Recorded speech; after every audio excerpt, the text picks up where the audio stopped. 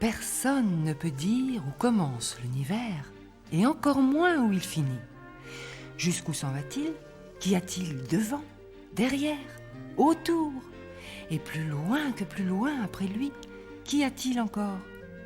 Ferdinand peut rester bien longtemps dans l'herbe, les mains croisées sous sa nuque, à observer le ciel de la nuit, gigantesque et mystérieux, à guetter le tremblement des étoiles, le clignotement silencieux des avions, et tous ces scintillements étranges qui bondissent et disparaissent dans l'infini.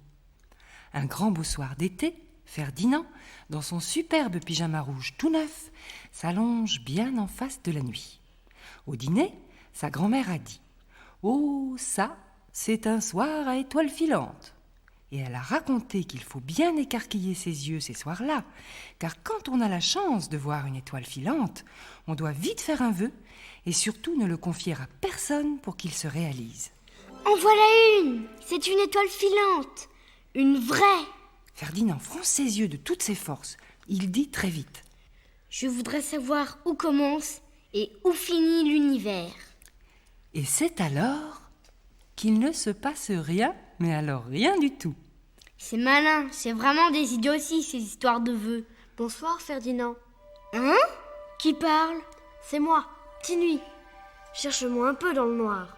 Ce n'est pas si difficile. Oui, je sais, tu préférerais que je te serre la main et que je parle avec une bouche comme toi. Mais non, plus bas. Coucou, par ici. Ferdinand tâtonne l'air et fouille les ombres que dépose la lune sur les taillis et les rosiers du jardin. Le rire de Tinui tintinabule. Ça alors, tous les hommes croient que les extraterrestres sont des petits hommes verts avec les oreilles en trompette. Quelle horreur! Allez, un peu d'imagination. Je ressemble, tiens, à un morceau de puzzle tout noir. Tu me vois? Ferdinand ne voit rien du tout. Pourtant, il finit par toucher une drôle de forme, très douce et très souple. Voilà, c'est moi. Je suis venue pour réaliser ton vœu. Tu n'as qu'à grimper sur mon swan et je t'emmènerai au bout de l'univers. Ton swan? Enfin, mon dos si tu veux. Ferdinand enjambe précautionneusement le swam. Il se sent soudain enveloppé comme par une coque de coton qui l'entoure et le retient parfaitement. Tu y es? Mais Tinui et ma grand-mère. Je suis en vacances chez elle, tu comprends? Et si elle ne me voit plus dans mon lit, elle va... Ta. Un petit nuit, Ferdinand, ça c'est faire dormir les grands-mères quand il y a des affaires à faire. Allez, hop, en route pour l'univers! Ferdinand se sent aspiré vers le haut, vers le ciel, sans doute à une vitesse vertigineuse, car déjà, il ne voit plus les lumières de son village, et bientôt, plus de lumière du tout. Respire bien surtout. Mon swam est bourré d'oxygène, et tu ne risques pas d'avoir froid. Dans l'espace, je dégage presque autant de chaleur que la cocotte minute de ta grand-mère. Tinui fonce comme un fou vers la Voie lactée.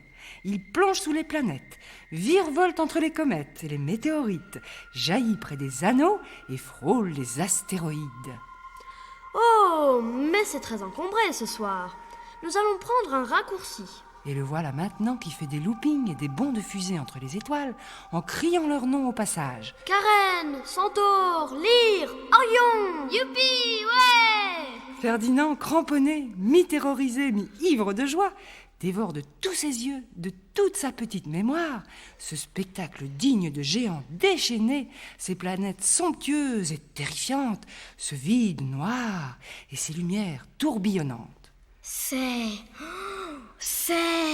Mais Ferdinand, bouche bée, ne trouve pas de mots pour traduire la force de l'émerveillement qui explose en lui. Oui, je sais.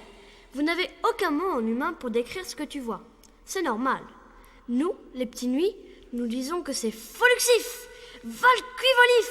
Oui, c'est ça, folicuicuf, silicuicuf. Tinui et Ferdinand se tordent de rire en pourfendant l'espace, toujours plus loin que plus loin que plus loin. Tu habites sur une de ces étoiles, Tinui? Oh non, j'habite avec la grande nuit. C'est ma mère.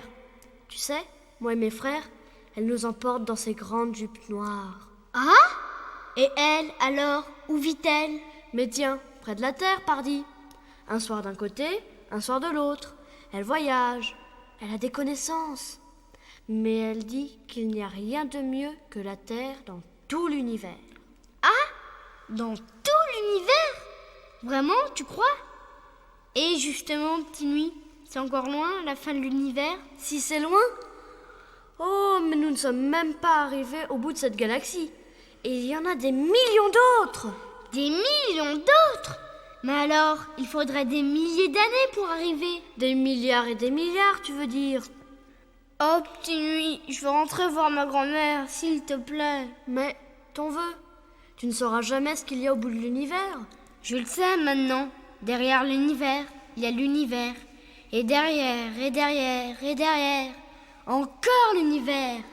Eh oui, l'univers ne commence nulle part et ne finit jamais. Quoi? Tu le savais?